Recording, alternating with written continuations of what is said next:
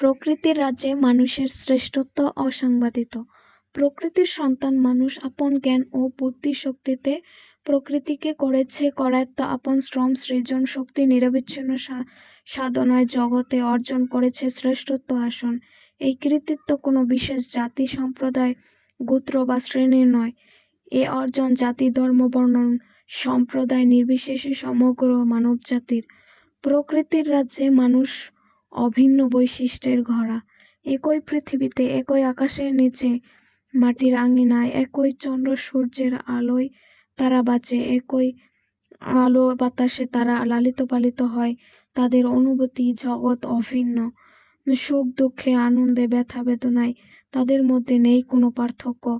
তাদের রক্তের উষ্ণতার রং এক নয়। দুঃখে সুখে সবার অশ্রুধারায় হয় লবণাত্মক।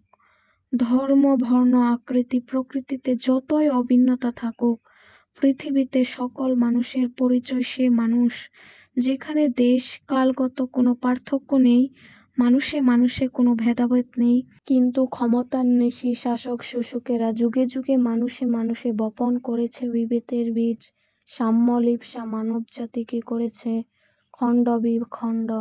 মানুষে মানুষে সাম্য মৈত্রীর প্রেমের বন্ধনকে করেছে ছিন্ন বিচ্ছিন্ন। মানব সমাজে এনেছে ধনী দরিদ্রের বৈষম্য।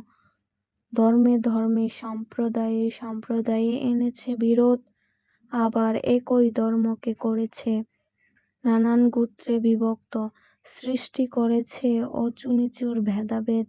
ধর্মের দোহাই দিয়ে, অর্থের জোরে এবং শক্তির দাপটে সমাজের দুর্বলদের উপর শাসন শোষণের ফলে সমাজ প্রকট হয়ে উঠেছে অসামান্য অনাচার, অবিচার, বিভেদ। যুগে যুগে মহাজ্ঞানী ব্যক্তিরা এর বিরুদ্ধে বলিষ্ঠবান হয়ে দাঁড়িয়েছেন। তারা নানাভাবে শুনিয়েছেন, মানুষে মানুষে জানিয়েছে বিভেদ অসাম্যের অবসান ঘটিয়ে মানুষে মানুষে শান্তি, মৈত্রী ও সাম্যের মেলাবন্ধন রচনা করতে। আমাদের নবী হযরত মুহাম্মদ সাল্লাল্লাহু আলাইহি ওয়াসাল্লাম জানিয়েছেন অন্তর দিয়ে মানবকে কিভাবে গ্রহণ করতে হয়। মানুষে মানুষে সাম্য মৈত্রী এখনও প্রতিষ্ঠিত হয়নি। অসাম্য ও বিভেদের পথ থেকে সরে এসে বিশ্ব মহামানবের মিলন মেলা গড়তে হবে। তাহলেই মানুষের সত্যিকারের মর্যাদা প্রতিষ্ঠিত হবে পৃথিবীর বুকে।